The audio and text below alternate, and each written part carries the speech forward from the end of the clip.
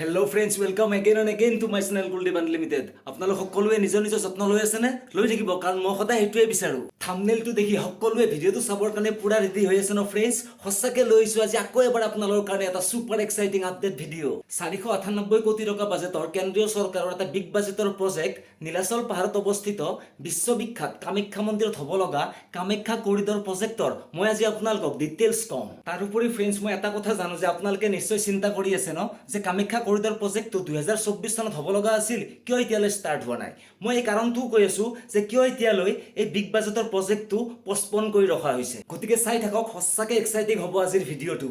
Kamakhya corridor প্ৰজেক্টৰ এইটো যে ডিটেইলছ কৈ আছোঁ, কিন্তু তাৰে আগতে আপোনালোকে নীলাচল পাহাৰ অৰ্থাৎ কামাখ্যা মন্দিৰৰ লোকেশ্যনটো এবাৰ মেপত চাই লওকচোন। জানে আপোনালোকে, তথাপিও এবাৰ চাই লওক।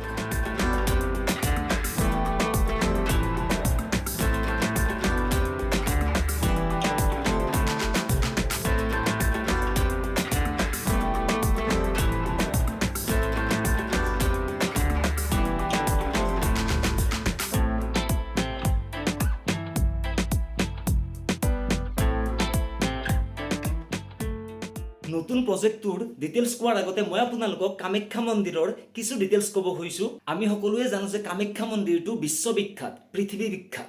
গোটেই ভাৰতবৰ্ষতেই থকা 51খন শক্তিপীঠৰ অন্যতম হৈছে কামাখ্যা দেৱালয়। বুৰঞ্জীৰ মতে নৰকাসুৰে এই কামাখ্যা দেৱালয় স্থাপন কৰিছিল আৰু কোচ ৰজা নৰনাৰায়ণে পুনৰ নিৰ্মাণ কৰিছিল। দেশ বিদেশৰ পৰা হাজাৰ হাজাৰ লাখ লাখ ভক্ত কামাখ্যা মন্দিৰলৈ আহে, কাৰণ এই মন্দিৰটো হৈছে তন্ত্ৰ মন্ত্ৰ আৰু সাধনাৰ একমাত্ৰ কেন্দ্ৰ। পৃথিৱী বিখ্যাত কামাখ্যা মন্দিৰৰ কথা কৈ এতিয়া শেষ কৰিব নোৱাৰিম। গতিকে ফ্ৰেণ্ডছ, আহক দেৰি নকৰোঁ, কামাখ্যা কৰিডৰ প্ৰজেক্টৰ বিষয়ে আলোচনা কৰোঁ। প্ৰথমতে মই আপোনালোকক ক'ব বিচাৰিম যে কামাখ্যা কৰিডৰ প্ৰজেক্টটো কিয় লোৱা হৈছে, অৰ্থাৎ এই প্ৰজেক্টটোৰ উদ্দেশ্য কি। ফ্ৰেণ্ডছ, কামাখ্যা মন্দিৰলৈ নিতৌ কিমান সংখ্যক ভক্ত আহে আমি সকলোৱে জানো, আৰু এই ভক্তসকলে যাতে খুব ধুনীয়াকৈ আৰামত থাকিব পাৰে মন্দিৰৰ কেম্পাছত, তাৰে কাৰণে এই কৰিডৰ প্ৰজেক্টটো লোৱা হৈছে। অৰ্থাৎ এই প্ৰজেক্টৰ আণ্ডাৰত এই ভক্তসকলৰ কাৰণে খুব ধুনীয়াকৈ থকাৰ ব্যৱস্থা কৰা হ'ব। তাৰোপৰি বহুতখিনি কাম কৰা হ'ব। মন্দিৰৰ চৌপাশটো খুব ধুনীয়াকৈ ধুনীয়াকৈ নিৰ্মাণ কৰা হ'ব। তাৰোপৰি ফুলনি থাকিব। মন্দিৰলৈ যাতে ভক্তসকলে কোনো ধৰণৰ কষ্ট নোহোৱাকৈ উঠি যাব পাৰে, তাৰ কাৰণেও এই নতুনকৈ প্ৰজেক্টটো লোৱা হৈছে, অৰ্থাৎ কামাখ্যা কৰিডৰ প্ৰজেক্টটো লোৱা হৈছে। আপোনালোকে কামাখ্যা কৰিডৰ প্ৰজেক্টৰ উদ্দেশ্যটো গম পাই গ'ল যে ভক্তসকলৰ সা সুবিধাৰ প্ৰতি লক্ষ্য ৰাখি এই প্ৰজেক্টটো লোৱা হৈছে। এতিয়া মই আপোনালোকক ক'ম কামাখ্যা কৰিডৰ প্ৰজেক্টৰ details.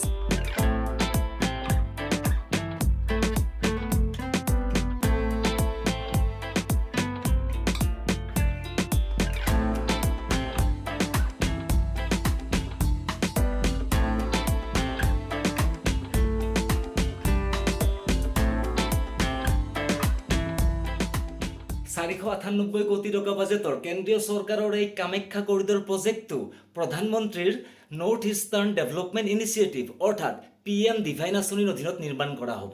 PWDৰ buildings and national highway ডিপাৰ্টমেণ্টে এই গোটেই কনচেপ্টটো চোৱা চিতা কৰি আছে। কামাখ্যা কৰিডৰ প্ৰজেক্টৰ আণ্ডাৰত কেইবা মহলীয়া অট্টালিকা নিৰ্মাণ কৰা হ'ব, য'ত ক্লক ৰুমছ থাকিব, শ্বপছ থাকিব, ইনফৰমেশ্যন চেণ্টাৰ্ছ, টিকেট কাউণ্টাৰ্ছ আদি থাকিব। ছিকিউৰিটি গাৰ্ডছ আৰু ভলেণ্টিয়াৰ্ছখিনিৰ কাৰণে এটা প্ৰকাণ্ড ছাৰ্ভিচ ব্লক থাকিব। কামাখ্যা কৰিডৰ প্ৰজেক্টৰ আণ্ডাৰত ভক্তসকলৰ কাৰণে আৰু বহুতো সুবিধা থাকিব, যেনেকৈ 14,000 ভক্তই একেলগে থাকিব পৰাকৈ 3টা ফ্ল'ৰ থাকিব। তাৰোপৰি এটা বিশাল আকাৰৰ মাল্টি ইউটিলিটি ব্লক থাকিব। কামাখ্যা কৰিডৰ প্ৰজেক্টৰ আণ্ডাৰত কামাখ্যা মন্দিৰৰ একেবাৰে গাতে লাগি থকা দোকানবোৰ তাৰ পৰা উঠাই দিয়া হ'ব, কাৰণ চৌপাশটো খুব ধুনীয়াকৈ নতুনকৈ নিৰ্মাণ কৰা হ'ব। কিন্তু এই দোকানবোৰ আকৌ নতুনকৈ পুনৰ নিৰ্মাণ কৰি দিয়া হ'ব। তাৰোপৰি 5টাৰ পৰা 6টা ঘৰৰো উচ্ছেদ কৰা হ'ব, আৰু এই ঘৰবোৰো নতুনকৈ সাজি দিয়া হ'ব বুলি আমাৰ CM ছাৰে জনাইছে। L&T অৰ্থাৎ লাৰ্চেন এণ্ড টিউব্ৰো কোম্পানীয়ে এই গোটেই প্ৰজেক্টটোৰ কনষ্ট্ৰাকশ্যন কৰিব, আৰু কাশী বিশ্বনাথৰ নিচিনাকৈ খুব ধুনীয়াকৈ নিৰ্মাণ কৰা হ'ব আমাৰ শ্ৰদ্ধাৰ কামাখ্যা দেৱালয়খনি। গতিকে আমাৰ সকলোৰে কাৰণে এটা গ্ৰেট নিউজ।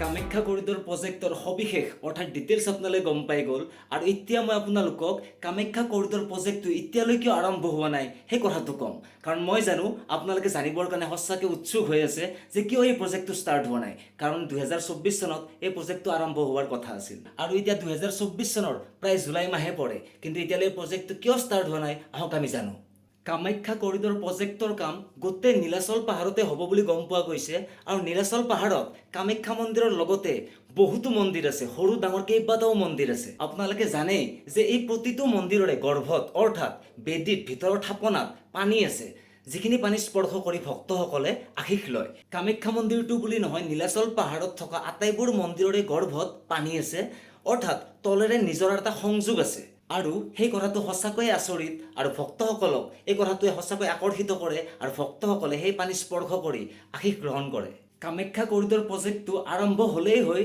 কিন্তু আপোনালোকে জানি আচৰিত হ'ব যে এই প্ৰজেক্টটোৰ গোটেই ডিটেইলছখিনি গৈ এতিয়া কোৰ্টৰ মজিয়া পাইছে ইয়াৰে কাৰণটো হ'ল নীলাচল পাহাৰত থকা স্থায়ী বাসিন্দাসকলে আৰু কামাখ্যা মন্দিৰৰ এজনা বৰপূজাৰীয়ে গুৱাহাটী হাইকোৰ্টত এখন লিখিত পেটিশ্যন দাখিল কৰিছে তেওঁলোক সঁচাকৈ চিন্তিত হৈছে কাৰণ কামাখ্যা কৰিডৰ প্ৰজেক্টৰ আণ্ডাৰত নীলাচল পাহাৰৰ কেইবা ঠাইতো নতুনকৈ কনষ্ট্ৰাকশ্যন কৰা হ'ব নতুন নিৰ্মাণ কাৰ্য হ'ব তেতিয়া যদি এই মন্দিৰৰ গৰ্ভত থকা পানীবোৰৰ যিটো সংযোগ সেইটো যদি নোহোৱা হৈ যায় পানীবোৰ যদি শুকাই যায় সেইকাৰণে তেওঁলোক সঁচাকৈ চিন্তিত হৈছে আৰু গুৱাহাটী হাইকোৰ্টত এখন লিখিত পেটিশ্যন দাখিল কৰিছে ফ্ৰেণ্ডছ সঁচাকৈ এইটো ভাবিব লগা কথা কাৰণ মন্দিৰৰ গৰ্ভত থকা এই পানীবোৰ যদি শুকাই যায় তেতিয়াহ'লে ভক্তসকলৰ এই মন্দিৰটোৰ প্ৰতি বা এই গোটেইকেইটা মন্দিৰৰ প্ৰতি যিখিনি আস্থা আছে নোহোৱা হৈ যাব কাৰণ তেওঁলোকে এই পানীটো স্পৰ্শ কৰি নিজকে ধন্য মানে আৰু সেইকাৰণে এই গোটেই বিষয়টো গৈ এতিয়া গুৱাহাটী হাইকোৰ্টৰ ওচৰ পাইছে আৰু ফ্ৰেণ্ডছ একেবাৰে শেহতীয়া আপডেটটো হ'ল যে IIT গুৱাহাটীয়ে এই গোটেই বিষয়টো মানে প্ৰজেক্টটো